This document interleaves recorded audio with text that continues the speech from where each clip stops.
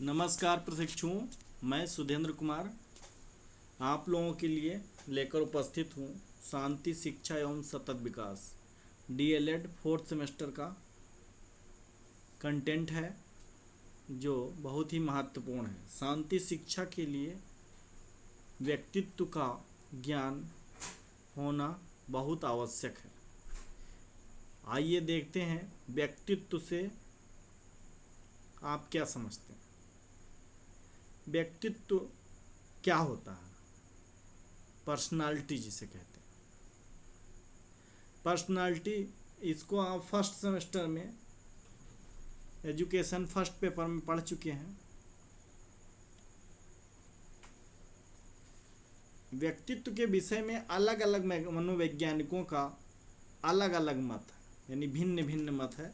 यह अंग्रेजी भाषा के पर्सनालिटी शब्द से बना हुआ है या उसका रूपांतरण है। पर्सनालिटी शब्द लैटिन भाषा के पर्सोना से बना हुआ है, जिसका अर्थ होता है मुखौटा या नकली चेहरा अथवा नकाब। प्रारंभ में व्यक्तित्व का अर्थ बहिरंगी था।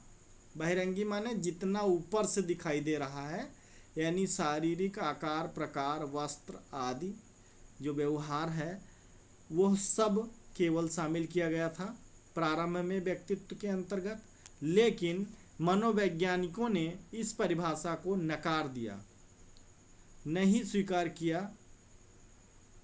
मनोविज्ञान में व्यक्तित्व का अर्थ व्यक्ति के आंतरिक गुण यानी रूप एवं गुण दोनों के समष्टि से लगाया गया है। यानी कि कहने का मतलब व्यक्तित्व का अर्थ मनोवैज्ञानिकों ने कहा कि आपके अंदर के गुण और बाहर का व्यवहार, बाहर का रूप, आकार, प्रकार, ये सब मिलकर जो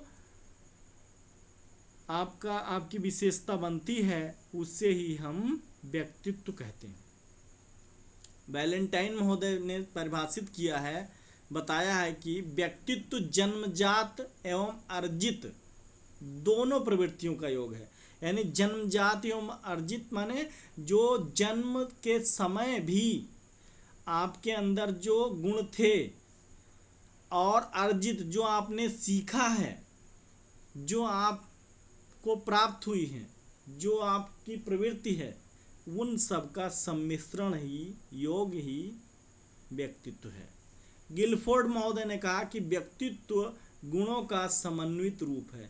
यानी जो गुण हैं, चाहे आंतरिक हों चाहे बाह्य हों, और उन्हीं गुणों का जो समन्वित मिला जुला रूप है वही है व्यक्तित्व, गिलफोर्ड महोदय का कहना है। बिग एवं हंट के अनुसार, यदि बिग एंड हंट की परिभाषा देखें तो उन्होंने कहा कि व्यक्तित्व एक व्यक्ति के संपूर्ण व्यवहार, प्रतिमान और उनकी विशेषताओं के योग का उल्लेख करता है। यानी पूरा व्यवहार जो आपका दिखाई देता है, जो मानक रूप में है, जो प्रस्तुत है, प्रत्यक्ष है, और उनकी विशेषताओं के योग का उल्लेख करता है। यानी कि उनकी जो विशेषताएं हैं जब हम, तो उसी को व्यक्तित्व कहा गया है। और कैसा? संपूर्ण।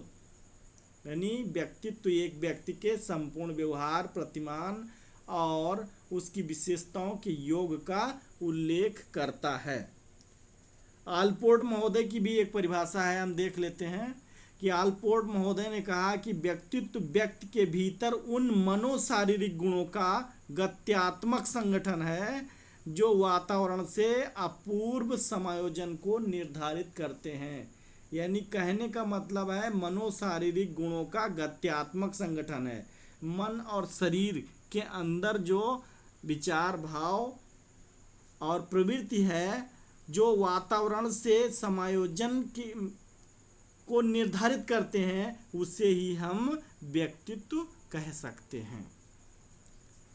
अतः कहा जा सकता है कि व्यक्तित्व जन्मजात और अर्जित गुणों तथा व्यवहारों के समन्वित विशेषताओं के योग के रूप में स्पष्ट किया जा सकता है। यानी सीधे अर्थों में हम कहें तो व्यक्तित्व व्यक्ति के अर्थात मनुष्य के अंदर के गुण और बाहर के आकार, प्रकार, रूप दोनों का मिला जुला जो स्वरूप है उसे ही हम व्यक्तित्व कहते हैं। अब व्यक्तित्व की विशेषताओं के विषय में हमको जानना जरूरी है। व्यक्तित्व की विशेषताएं, यदि व्यक्तित्व की विशेषताओं को देखें तो बिंदुवार हम इसे इस प्रकार देख सकते हैं। नंबर 1 है पहला, आत्म चेतना, सेल्फ कॉन्शियसनेस, यानी कि जो व्यक्ति है, व्यक्ति की प्रथम एवं प्रमुख विशेषता है आत्मचेतना। अपनी इसी विशेषता के कारण उससे सर्वोच्च स्थान प्राप्त है। यदि ये ना हो तो कोई उच्च स्थान प्राप्त नहीं होगा अन्य जीव जंतु प्राणियों की तरह। जब व्यक्ति को यह ज्ञात हो जाता है कि समाज में उसकी क्या स्थिति है, तभी उसमें व्यक्तित्व का होना स्वीकार किया जाता है। यानी कि उसका अस्तित्व कैसे पता चलेगा? जब उसके अंदर आत्मचेतना न हो। जब व्यक्ति को यह ज्ञात हो जाता है कि समाज में उसकी क्या स्थिति है, तभी उसमें व्यक्तित्व का होना स्वीकार किया जाता है। बहुत ये गहराई वाली बात है। यानी व्यक्ति की प्रथम विशेषता आत्मचेतना है और इसी विशेषता के कारण वो सर्वोच्च स्थान प्राप्त करता है। जब व्यक्ति को यह ज्ञात हो जाता है कि समाज में उसकी क्या स्थिति है, तभी उसके अंदर व्यक्तित्व का होना स्वीकार किया जाता है। यानी समाज में अभी आपकी स्थिति नहीं बनेगी, इसका मतलब आपका व्यक्तित्व में कोई भी दम नहीं है, कोई भी उच्च स्थान नहीं है, आपका व्यक्तित्व उच्च स्तर का नहीं है, उत्तम नहीं है। ठीक, ये हो गया। दूसरा बिंदु हमारा है दृढ़ इच्छा शक्ति। दृढ़ इच्छा शक्ति अर्थात वह शक्ति जो व्यक्ति को उसके मार्ग में आने वाली कठिनाइयों से संघर्ष करके उसके अपने व्यक्तित्व को आकर्षक बनाने की क्षमता प्रदान करती है। यानी एक व्यक्ति क्या होता है, दूसरे के गुणों से प्रभावित हो जाता है, और एक व्यक्ति क्या होता है, अपने गुणों का प्रभाव छोड़ता है। तो यानी कि जब हम दृढ़ इच्छा शक्ति नहीं होगी तो हम कठिनाइयों का, चैलेंज का, चुनौतियों का संघर्ष सामना नहीं कर पाएंगे, उसका संघर्ष नहीं कर पाएंगे और अपने व्यक्तित्व का प्रभाव वहाँ नहीं डाल पाएंगे। वह क्षमता हमारे अंदर नहीं होगी। यदि दृढ़ इच्छा शक्ति का होना बहुत जरूरी है। यह वह शक्ति है जो व्यक्ति को उसके मार्ग में आने वाली कठिनाइयों से संघर्ष करके उसके अपने व्यक्तित्व को आकर्षक बनाने की क्षमता प्रदान करती है। यानी व्यक्तित्व आपका उत्तम हो जाएगा, दृढ़ इच्छा शक्ति है, तभी आप उच्च स्थान प्राप्त कर सकेंगे। शारीरिक व मानसिक स्वास्थ्य, आपका मानसिक स्वास्थ्य नहीं ठीक है, शारीरिक स्वास्थ्य भी नहीं ठीक है, तो फिर व्यक्तित्व कहाँ प्रभाव कर पाएगा, व्यक्तित्व उत्तम कहाँ हो पाएगा। देखिए क्या कहते हैं कि मनुष्य एक मनोशारीरिक प्राणी है। उसके अच्छे व्यक्तित्व के लिए अच्छा शारीरिक और मानसिक स्वास्थ्य का होना बहुत जरूरी है। यह अच्छा ना होने पर व्यक्तित्व का पूर्ण विकास असंभव हो जाता है। यह है। अगला है एडजस्टमेंट, यानी सामंजस्य। व्यक्ति को केवल बाह्य वातावरण से ही नहीं अपितु अपने व्यक्तिगत यानी आंतरिक जीवन से भी सामंजस्य स्थापित करना पड़ता है। यही कारण है कि चोर, डॉक्टर, चपरासी, इन सब के व्यवहार में क्रमशः अंतर होता है।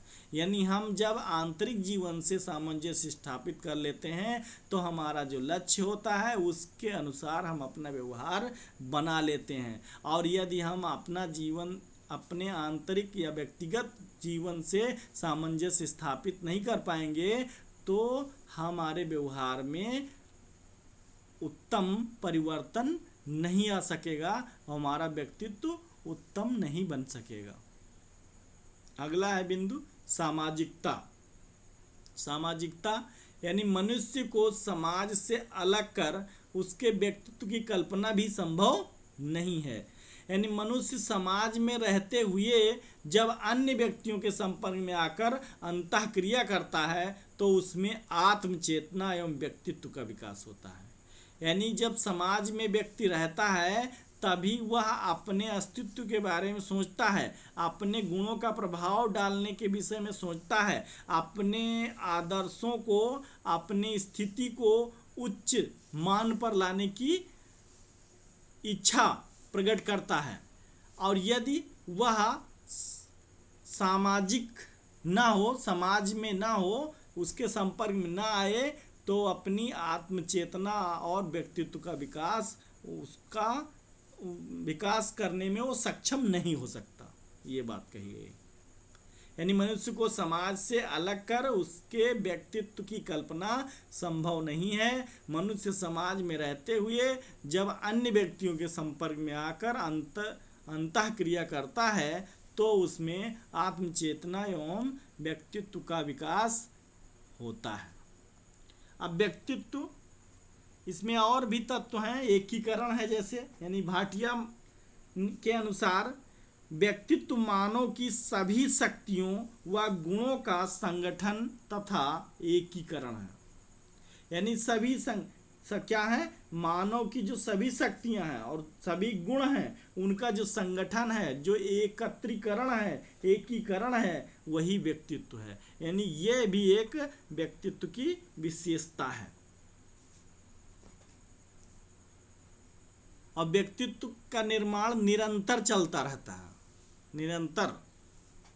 अब व्यक्तित्व के विकास के निर्धारक तत्व या निर्धारण या व्यक्तित्व के विकास को प्रभावित करने वाले कारक। गर्मी बहुत लग रही है, पंखा बंद करके हम वो कर रहे हैं रिकॉर्ड। देखिए टाइम भी हो गया है, इसीलिए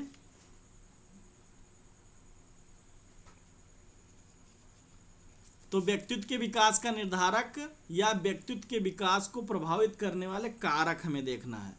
तो व्यक्तित्व के निर्धारक से तात्पर्य क्या होता है, कुछ ऐसे कारकों से होता है जिनसे व्यक्तित्व का विकास प्रभावित होता है। इस तरह के कारकों को हम 3 भागों में बांट सकते हैं इसका वर्गीकरण करें तो। पहला है जैविक कारक, यानी जैविक कारक अर्थात वंशानुक्रम संबंधी कारक, जो जन्म से लेकर के जिन गुणों को लेकर के बालक आता है तो वह निर्धारक हो गया, एक निर्धारक कारक हो गया किसका, व्यक्तित्व का। यानी इसका मतलब क्या हो गया, जैविक कारक से मतलब ये हो गया कि ऐसे कारक जो अनुवांशिक होते हैं और जो जन्म या जन्म के पहले से ही व्यक्तित्व में विद्यमान होते हैं, ये विकास को व्यक्ति के विकास को प्रभावित करते हैं। इसमें अंतःस्रावी ग्रंथियां हैं, पीयूष ग्रंथि है, अर्धविक्र ग्रंथि, इस तरीके से यौन ग्रंथि है, शरीर रचना भी देखी जाती है, शारीरिक रसायन है, ये सब आता है इसमें। दूसरा हमारा है मनोवैज्ञानिक कारक। मनोवैज्ञानिक कारक का मतलब होता है कि इन कारकों में मुख्य रूप से रुचि, अभिवृत्ति, अभिप्रेरणा, बौद्धिक क्षमताएं आदि शामिल होती हैं।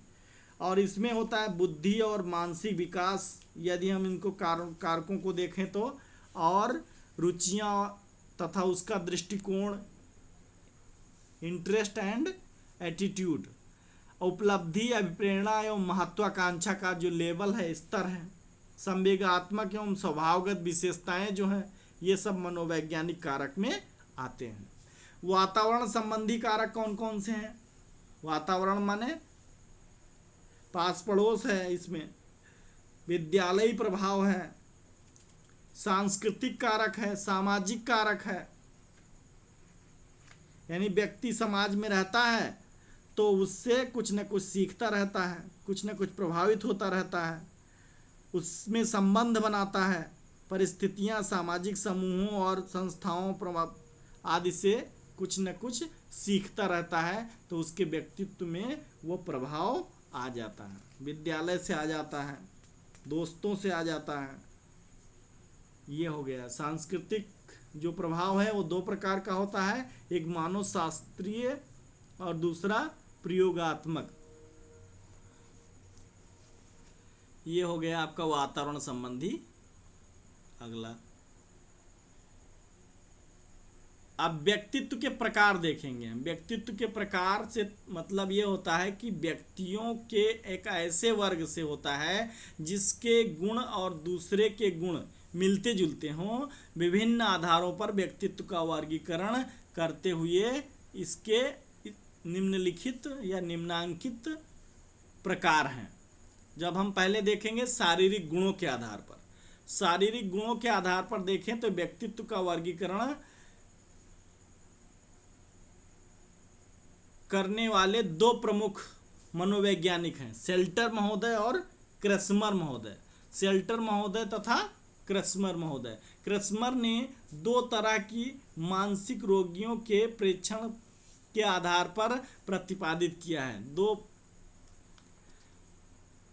जिसके आधार पर व्यक्तित्व के चार प्रकार हैं। कौन कौन से चार प्रकार हैं? पहला, गोलकाय तंतुकाय प्रकार, यानी हम देखें तो गोलकाय माने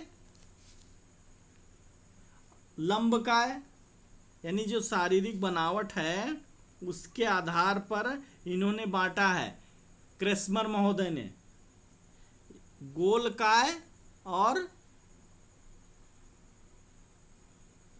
लंबकाय, सुडोलकाय और मिश्रकाय। ठीक, मिला जुला प्रकार। लंबकाय माने लंबा हो, दुबला लंबा, इस प्रकार से व्यक्तियों को देख करके इन्होंने चार भागों में बांट दिया है। इसकी डिटेल क्या बताएं, इसमें कुछ नहीं बताना है। सुडोलकाय माने मोटा तगड़ा, तुष्ट, पुष्टकाय मजबूत,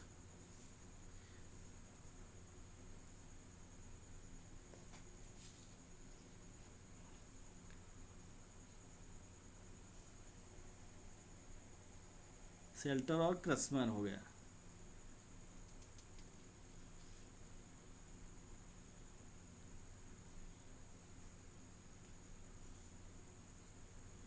क्रैस्मर सॉरी हमने बोल दिया, देखो ये है, ये दोनों एक साथ लिखे हैं। क्रैस्मर महोदय ने बताया चार प्रकार का, और गोलकाय, लंबकाय, सुडौलकाय और मिश्रकाय। लेकिन सेल्टर महोदय ने क्या बताया कि 4000 विद्यालयों के छात्रों पर इन्होंने अध्ययन किया और निष्कर्ष निकाला कि 3 प्रकार के होते हैं व्यक्तित्व। उनके सिद्धांत को कहा गया सोमोटो टाइप सिद्धांत। इसमें है गोलाकार प्रकार, आयताकार प्रकार, लंबकाय प्रकार, ये 3 प्रकार बस शरीर रचना के आधार पर। अगला, स्वभाव के आधार पर वर्गीकरण। स्वभाव के आधार पर वर्गीकरण करने वाले मनोवैज्ञानिक है गैलेने। गैलेने ने व्यक्तियों को उनके स्वभाव के आधार पर 4 भागों में बांट दिया, 4 वर्ग बना दिए।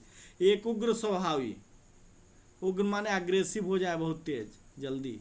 चिंताग्रस्त, जो चिंता साथ में लिए रहे हर समय। निरुत्साही, जिनके अंदर कोई उत्साह नहीं है, बिल्कुल तटस्थ, कुछ कह दो गाली दे दो कोई असर नहीं। उत्साही एक होता है प्रोग्रेसिव टाइप का, ठीक, उत्साह हमेशा भरा रहता है उसके अंदर। अगला है मूल्यों के आधार पर वर्गीकरण। स्प्रेंगर महोदय हैं एक महानुभाव। स्प्रेंगर महोदय ने कहा कि जो व्यक्तित्व है मूल्यों के आधार पर 6 प्रकार का होता है, 6 भाग में बांट सकते हैं, 6 वर्ग बना सकते हैं इसका। पहला है सैद्धांतिक प्रकार। सैद्धांतिक प्रकार में सिद्धांतों पर चलने वाले लोग इसमें शामिल हैं, जैसे गांधी जी। आर्थिक प्रकार, इसमें धन को अधिक महत्व देने वाले व्यक्ति सब जो है आते हैं, ये उस प्रकार के लोग हैं। आर्थिक लाभ से संबंधित इसको किया गया है। तीसरा है सामाजिक प्रकार, यानी ऐसे व्यक्ति जो सामाजिक होते हैं, ऐसे लोगों से मिलना जुलना पसंद है, वह अन्य लोगों से स्नेह और प्यार अन्य लोगों को देते रहते हैं, यानी सामाजिक प्रकार के लोग हैं। राजनीतिक प्रकार के लोग, ऐसे व्यक्ति जो पावर को अधिक महत्व देते हैं, दूसरों पर प्रभुत्व स्थापित करना पसंद करते हैं, ऐसे राजनीतिक प्रकार के का व्यक्तित्व है। सौंदर्यवादी, यानी कि ये वस्तुओं को सौंदर्यात्मक अथवा कलात्मक दृष्टि से देखते हैं, तो वो होते हैं सौंदर्यवादी प्रकार के। और धार्मिक प्रकार के, ऐसे व्यक्ति जो पूजा पाठ, धार्मिक कार्य आदि करने में तल्लीन रहते हैं और उसमें रुचि लेते हैं। ये मूल्यों के आधार पर वर्गीकरण है, 6 प्रकार का स्प्रेंगर महोदय ने किया। अगला, सामाजिक अंतःक्रिया के आधार पर वर्गीकरण किया है इन्होंने, युंग महोदय ने। युंग कहिए चाहे जुंग कहिए। युंग ने सभी मनुष्यों को उनके सामाजिक कार्यों में भाग लेने अथवा रुचि प्रदर्शित करने की दृष्टि से 3 भागों में बांटा है। पहला अंतर्मुखी, दूसरा बहिर्मुखी, तीसरा उभयमुखी। अंतर्मुखी क्या होता है? अंतर्मुखी अर्थात ऐसे व्यक्ति जो बहिर्मुखी के विपरीत हों, जो खुले स्वभाव के, खुले विचार के ना हों, अपनी ही ओर केंद्रित हों। लक्षण, स्वभाव, आदतें, अभिवृत्तियां आदि बाह्य रूप के संदर्भ में जल्दी यानी शीघ्रता से स्पष्ट न की जा सके, वो अंतर्मुखी है। बहिर्मुखी यानी कोई बात सोच रहे हैं, प्रसन्न हैं, सुखी हैं, दुखी हैं और कुछ भी कर रहे हैं तो वो क्या हो जाएगा, वो स्पष्ट हो जाए जल्दी।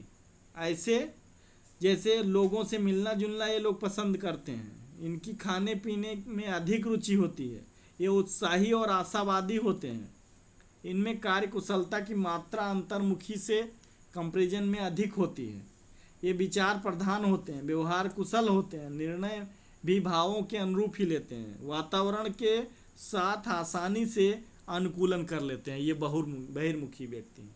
उभयमुखी व्यक्ति में दोनों प्रकार के गुण पाए जाते हैं। ये जो अंतर्मुखी व्यक्ति की विशेषता और बहिर्मुखी व्यक्ति की विशेषता, कुछ कुछ विशेषताएं मिलती जुलती रहती हैं, दोनों कामन, तो वो उभयमुखी व्यक्तित्व कहलाता है, ये युंग महोदय ने बताया। अब सृजनात्मकता के आधार पर वर्गीकरण किया है। सृजनात्मकता के आधार पर कुछ मनोवैज्ञानिकों ने कहा कि व्यक्तित्व को सृजनात्मकता के आधार पर 2 भागों में बांट दिया, सृजनात्मक और असृजनात्मक, ये हो गया। एडजस्टमेंट के आधार पर भी 2 प्रकार के बांटा गया है, विद्वानों ने बांटा है।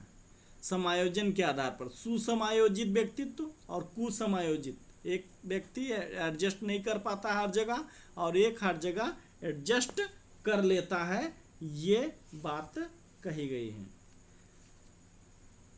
अब जब हम देखेंगे वर्ग, ये व्यक्तित्व समझ लेंगे तो व्यक्तित्व के आधार पर एक विद्वान है विलियम जेम्स, इन्होंने भी व्यक्तित्व को बांटा है। इन्होंने 2 भाग किए हैं व्यक्तित्व के। विलियम जेम्स ने व्यक्तित्व को 2 भागों में विभाजित किया है, एक कोमल हृदय वाले और दूसरे कठोर हृदय वाले। कोमल हृदय वाले कौन कौन से हैं? जैसे बुद्धिजीवी,